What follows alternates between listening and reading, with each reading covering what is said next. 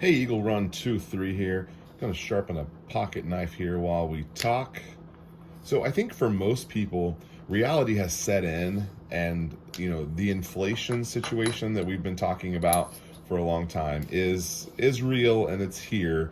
And truckers are paying $5.29 a gallon for diesel, and there's just no way that doesn't equal bad things to come here in the future. I found a poll, 94%, which is pretty crazy.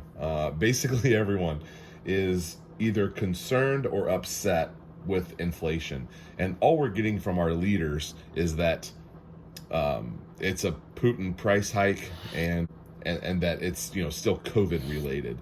I don't know. I'm here in Texas. COVID's been gone for about a year now.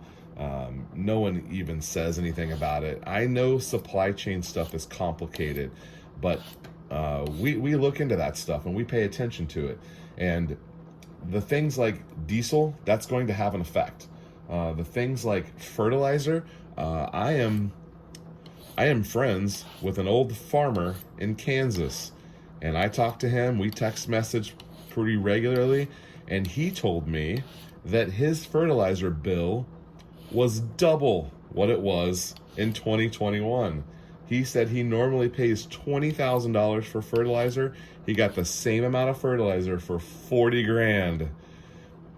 So I know farmers, again, complicated subject here to try to figure out, but there's no way that a double increase in a cost to produce something is going to equal prices coming down or prices stabilizing. It simply makes no sense.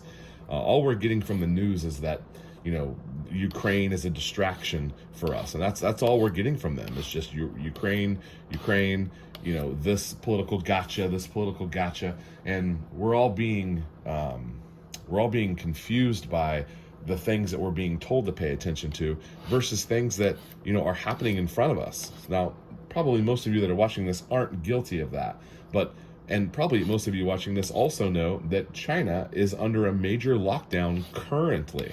They're still doing the whole COVID thing over there. And Shenzhen is a large producer of goods. I mean, large percentage producer of goods. They're all at home, locked down. That's pretty crazy. There's no way that's not going to have an effect on stuff.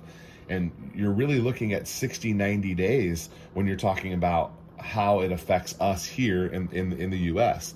And if it's happening there now, it's going to hurt us in 60 to 90 days. It takes around 30 days for a ship. I think it's like 28, but it takes a month for a ship to come across the sea to us and hit our port from port to port. And if you're going, if they're not sending stuff and stuff is getting logjam, it might help a little bit because our ports have been so overrun. So we might actually be able to get some goods that have been stuck in the, stuck at the harbors and stuck on the docks.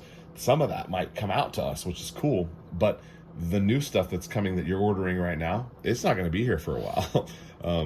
You might need to order your Christmas presents, in May or June. Really, we're looking at late summer for the next little supply snafu, whatever you want to call it. And it's mostly affecting electronics, but electronics affect everything. Have you tried to buy a car recently? Have you come across like all of these things that are related to electronics that you can't get? I'm pretty sure you have, and that's not going to get any better. It's going to get worse here coming soon. So how does the technology relate to things like food and other goods that are non-electronic? Well, as you can imagine, electricity is involved in virtually everything. Even if you're eating a piece of corn, electricity helped it get there. And electricity needs electrical components in order to operate. And all of these things are related, and it's going to be a little bit painful, turning into the fall. Now, I don't want to be hypocritical because I made a video, I think it was this time last year, about the fall, kind of talking about some of the same stuff. And while I was somewhat correct, it wasn't really as bad as maybe I thought it was going to be. And any of you that have been, in the prepping community for some amount of time, that like there's things that are coming on the pipeline, and there's things that are going to affect you, and there's things that hopefully don't end up being that big of a deal. And I want to remind us that being prepared means that you're planning for the worst and hoping for the best. And if it doesn't happen, it's not like, oh, you were wrong. It's like, thank goodness that didn't happen the way that I had dreamed up in my mind that it could have been really bad. Thank goodness. So I'm saying thank goodness that it wasn't as bad as I thought. But here we are again, staring down a different set of issues with a supply chain that is already severely hampered.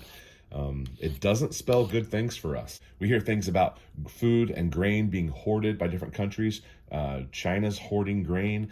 They're starting to grow food in places that they've never grown food before. And then places where they have grown food can't get fertilizer to grow more food. We've got a set of things here that we need to be prepared for. And it's not necessarily just about the money. It's not just that we have, oh, it's going to hurt you financially. Mostly I'm talking about our utility grids. It would be an awful time for something to happen with our electrical grid, with components not being available. These are dare I say, a large part of our life that we have electricity. We didn't have electricity about a year and a half ago whenever we had a big freeze here in Texas, and you thought that you were tough and you were going to make it. And a lot of people realized, hey, I do need electricity. If you're not prepared and you don't know what to do, leave me a comment and I'll respond to you and ask me a question. I might even be able to pop back up with another video to help address some of those things.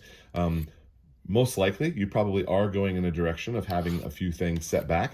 I was just out in the front yard with my neighbor getting my mail, and this guy who lives a couple blocks over, he always walks by and we always talk. And he said a couple of things that I found really interesting, and it led me to believe that he is, a bit of a preparedness-minded guy. And then I find out, nope, he's just originally from Iowa, the Midwestern strong. He's not really a prepper, but he's definitely prepared. He's definitely has some preparations in place.